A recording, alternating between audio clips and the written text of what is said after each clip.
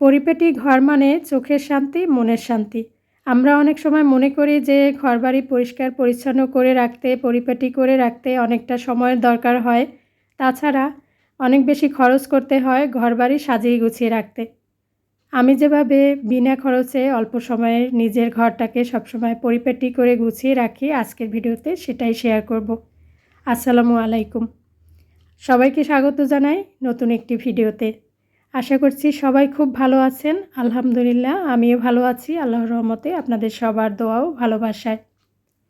আসলে এই যে ঘরবাড়ি পরিপাটি করে রাখার ব্যাপারটা, এটা কিন্তু আমরা সব মেয়েরাই কম বেশি পছন্দ করি। ঘরবাড়ি পরিপাটি করে গুছিয়ে রাখতে আমার মনে হয় খুব বেশি একটা সময়ের দরকার হয় না। অনেকে মনে করে যে এখানে সময় দিতে হয় অনেক বেশি, তাহলেই ঘরবাড়ি সবসময় পরিপাটি করে রাখা যায়, গুছিয়ে রাখা যায়। আসলে কিন্তু সেটা না।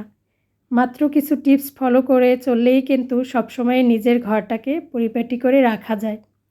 আর নিয়মিত পরিষ্কার করার অভ্যাসটা যদি থাকে, তাহলে দেখবেন যে ঘরবাড়ি সবসময়ই একটা পরিচ্ছন্ন পরিপাটি দেখা যায়। ঘরবাড়ি পরিচ্ছন্ন এবং পরিপাটি করে রাখার প্রথম টিপসটা হলো নিয়মিত পরিষ্কার করার অভ্যাস। যেমন প্রতিদিন যদি অল্প অল্প করে এক এক জায়গা পরিষ্কার করেন, তাহলে দেখবেন যে পুরো ঘরটাই সবসময় পরিষ্কার পরিচ্ছন্ন থাকবে। অনেক সময় দেখা যায় কি আলসেমির কারণে কাজ জমিয়ে রাখি যে না একদিনে অনেক কিছু পরিষ্কার করে নেব। ঘরের যে জায়গা অপরিষ্কার আছে সবগুলো জায়গা একদিনে পরিষ্কার করে নেব। আসলে কিন্তু এরকম হলে দেখা যায় যে একদিনে অনেক কিছু পরিষ্কার করে নিতে কষ্ট হয়ে যায়, সময়ও লাগে। এজন্য প্রতিদিন অল্প অল্প করে পরিষ্কার করে নেওয়ার অভ্যাসটা অনেক বেশি গুরুত্বপূর্ণ। তো এখানে এই যে এই মাটির পটটা আমি একটু রং করে নিয়েছি। এই পটটাতে কিন্তু আইসক্রিম ছিল, মানে আইসক্রিমের পট। তো এটা ঘরে পড়েছিল, আমি একটু সাজিয়ে গুছিয়ে নিয়েছি। অনেক সময় দেখা যায় কি আমরা মনে করি যে টাকা খরচ করে ঘর গুছানো যায়, টাকা খরচ করে ঘর সাজিয়ে গুছিয়ে নেওয়া যায়। টাকা খরচ না করলে সেটা করা সম্ভব না। আসলে কিন্তু তা না। নিজের বুদ্ধি আর ইচ্ছা থাকলে তাহলে কিন্তু টাকা খরচ ছাড়াই ঘর গুছিয়ে নেওয়া যায়, মানে ঘরে বিভিন্ন জায়গা সুন্দর করে সাজিয়ে নেওয়া যায়। আমরা অনেক সময় মনে করি যে অনেক বেশি টাকা খরচ করলেই ঘরটাকে সাজিয়ে গুছিয়ে রাখা যায়, সুন্দর সুন্দর জিনিস কিনে ঘর সাজানো যায়। আসলে ব্যাপারটা কিন্তু তা না। একটু নিজের ইচ্ছা থাকলে, একটু সময় দিলে, বুদ্ধি খাটিয়ে চললে দেখা যায় কি বিনা খরচেও ঘরটাকে কিন্তু সাজিয়ে নেওয়া যায়। এজন্য নিজের ইচ্ছা শক্তিটা অনেক বেশি জরুরি। আর আমরা চাইলেই কিন্তু সবসময় অনেক টাকা পয়সা খরচ করে ঘর সাজানোর জিনিসপত্র কিনতে পারি না। তবে ঘরের ফেলে দেওয়া জিনিসপত্র দিয়ে কিন্তু সুন্দর করে সাজিয়ে গুছিয়ে নিতে পারি ঘরটাকে। তো এই যে আমি কিন্তু বিভিন্ন জিনিস, ঘরে ফেলে দেওয়া জিনিস মানে পড়ে রয়েছে, তো সেগুলোই সুন্দর করে একটু সাজিয়ে গুছিয়ে ঘরটাকে সাজানোর চেষ্টা করেছি। বিভিন্ন কাজের ক্ষেত্রে দেখা যায় যে ঘরে এরকম আ আ শক্ত কার্ডবোর্ড আসে আরকি, জুতার বক্স থেকে শুরু করে বিভিন্ন বক্স। তো সেখান থেকে সেগুলো কেটে কুটে আমি কিন্তু এগুলো বানিয়েছি। আর এই যে এই জিনিসটা হচ্ছে একটা একটা করে জমিয়েছি হচ্ছে প্লাস্টিকের বক্সের ডাকনা। তো সেই ডাকনাগুলোতে আমি একটু আ পেইন্টিং করেছি। তো এই রঙগুলো হচ্ছে আমার ঘরেই পড়েছিল। আর ওয়ালটাকে একটু সাজিয়ে নিয়েছি। দেখতে কিন্তু আমার কাছে ভালোই লাগছে। আসলে হয় কি একটু বুদ্ধি খাটিয়ে চলতে পারলে কিন্তু বিনা খরচেও ঘরটাকে সাজিয়ে নেওয়া যায়। তো তারপরে এই যে একটা জুতার বক্সের শক্ত বোর্ডটা নিয়ে সেটা আমি এইভাবে করে কেটে তারপরে হচ্ছে পাটের দড়ি, তো দড়ি পেঁচিয়ে নিয়ে একটা ওয়াল হ্যাঙ্গিংয়ের মতো বানিয়েছি। তো এটা ফাইনাল লুকটা একটু পরেই শেয়ার করছি। এই কাজগুলো আমি আসলে একটু সময় নিয়ে করার চেষ্টা করি। যখন আ একটু সময় পাই তখনই এই কাজগুলো করি। তো এই যে এটা কিন্তু আমি বানিয়েছি, ২ টা বানিয়েছি এরকম ওয়ালে ঝুলিয়ে রাখার জন্য। তো এগুলো আমার কাছে বেশ ভালোই লাগছে দেখতে। যদিও খুব বেশি একটা সুন্দর হয়নি, কারণ আমার কাছে ওই যে এইগুলো কাটার জন্য যে চাকুগুলো দরকার সেই চাকুগুলো ছিল না। যা ছিল হাতের কাছে তাই দিয়েই কিন্তু এটা বানিয়ে নেওয়ার চেষ্টা করেছি। তো তারপরে এখানে ওয়ালে একটু ঝুলিয়ে রাখলাম। পরবর্তীতে দেখা যাক কোথায় কিভাবে সেট করি।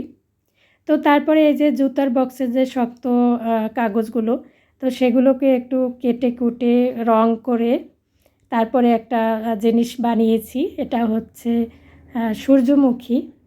তো এই সূর্যমুখীটা আমার কাছে হঠাৎ করে মাথায় আসলো যে এরকম একটা জিনিস বানাই এই কাগজ দিয়ে। তো এই যে এই কাগজগুলো কিন্তু মোটা টাইপের, যেগুলো এই যে জুতার বক্স থেকে আর কি কেটে কুটে বানিয়েছি। আর ঘরে তো রং ছিল, তো এগুলো দিয়ে আর কি এভাবে করে একটু আমার মতো করে করে নিয়েছি। তো এটাকে এই ডাইনিং এরিয়ার ওয়ালটাতে লাগিয়ে রেখেছি। আমার কাছে দেখতে তো বেশ ভালোই লাগছে। আসলে সংসারের যে মেন কাজগুলো, সেই কাজগুলো করার পরে যেটুকু সময় পাই তখন আমি টুকিটাকি এই কাজগুলো করতে খুব ভালো লাগে আমার কাছে। তো ঘর সাজিয়ে রাখতে কিন্তু অনেক বেশি টাকা খরচ করার দরকার হয় না, যেটা আমি এইভাবে করি, চেষ্টা করি ঘরটাকে সাজিয়ে গুছিয়ে নিতে। তো এই যে আকাশটা কিন্তু অনেক বেশি মেঘাচ্ছন্ন, একটু পরে অনেক বেশি বৃষ্টিও হয়েছে। অনেক দিন বেশ গরমের পরে কয়েকদিন খুব সুন্দর ওয়েদার, একদম ঠান্ডা ঠান্ডা, ঝিরিঝিরি বৃষ্টি, কখনো একটু বেশি বৃষ্টি, সব কিছু মিলিয়ে বর্তমানে কিন্তু একটা ঠান্ডা ঠান্ডা পরিবেশ সব জায়গাতেই। হঠাৎ করে অনেক বেশি গরম ছিল, তারপরে আবার হঠাৎ করে বৃষ্টি এসে একদম পরিবেশটা ঠান্ডা হয়ে গেছে। তো এই যে ঝড় বৃষ্টি শুরু হওয়ার আগে প্রচণ্ড পরিমাণে বাতাস শুরু হয়েছে। তো আমি এখানে জানালার পর্দা থেকে একটু ক্লিপ নিয়েছি। আর তারপরে তো বৃষ্টি শুরু হয়ে গেছে অনেক বেশি, কয়দিন ধরেই তো বৃষ্টি পড়ছে প্রায় সব জায়গাতেই বাংলাদেশের।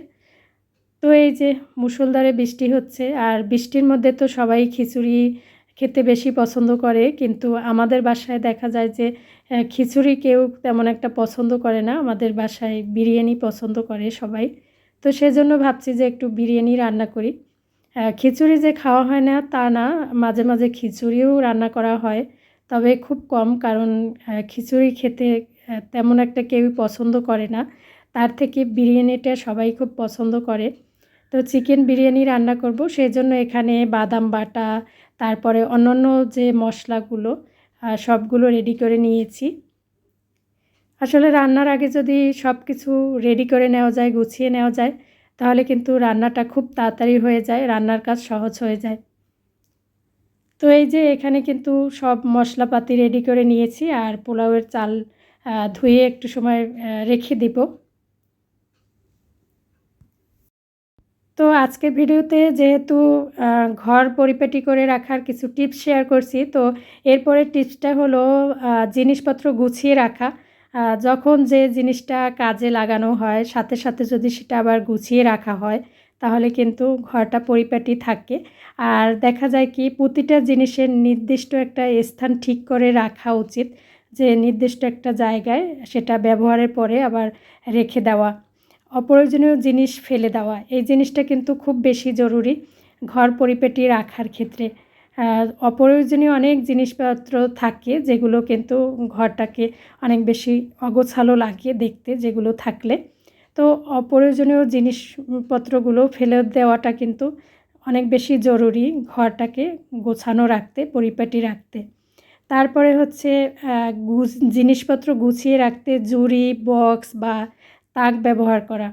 অনেক সময় কিছু ছোট ছোট জিনিসপত্র আছে যেগুলো গুছিয়ে রাখার জন্য ঝুড়ি ব্যবহার করা খুব গুরুত্বপূর্ণ, কারণ দেখা যায় ছোট ছোট জিনিসপত্র অগোছালো অবস্থায় থাকলে খুব বেশি এলোমেলো লাগে। তো এগুলোকে একটু যথাস্থানে গুছিয়ে রাখলে, ঝুড়ি বা বক্স বা তাক ব্যবহার করলে অনেক সুন্দর হয়, সুন্দরভাবে ঘরটাকে গুছিয়ে রাখা যায়। তাছাড়া রুটিন তৈরি করে কাজ করা, যেমন প্রতিদিন অল্প অল্প করে পরিপাটি করে নেওয়া এক একটা কর্নার ঘরের। তো প্রতিদিন তো একসাথে অনেক কিছু পরিষ্কার করা, পরিপাটি করে রাখা সম্ভব হয় না। তো সেজন্য রুটিন তৈরি করে এক এক দিন এক একটা কর্নার গুছিয়ে নিলে অনেক বেশি সুবিধা হয়। সেই সাথে প্রতিদিন অল্প সময়ে ঘর গোছানোর অভ্যাস তৈরি করা নিজের মধ্যে, যেমন অল্প একটু সময়ের মধ্যে ঘর গুছিয়ে নেব, আর যতটা সম্ভব যখন যেটা এলোমেলো হয় সাথে সাথে গুছিয়ে নেওয়া। তো এটাই আর কি, পরিপাটি করে গুছিয়ে রাখতে ঘর, এজন্য কিন্তু বেশি সময় বা বেশি কিছুর দরকার হয় না, নিজের একটু চেষ্টাই যথেষ্ট। তো এই যে রান্নাবান্না হয়ে গেছে, চিকেন বিরিয়ানি রান্না করেছি, সাথে টমেটো আর শসার সালাদ। তো এতক্ষণ আমার সাথে থাকার জন্য সবাইকে জানাই অসংখ্য ধন্যবাদ। আমার কথা ও কাজে কোনো ভুল ত্রুটি হয়ে থাকলে অবশ্যই ক্ষমা সুন্দর দৃষ্টিতে দেখবেন আশা করি।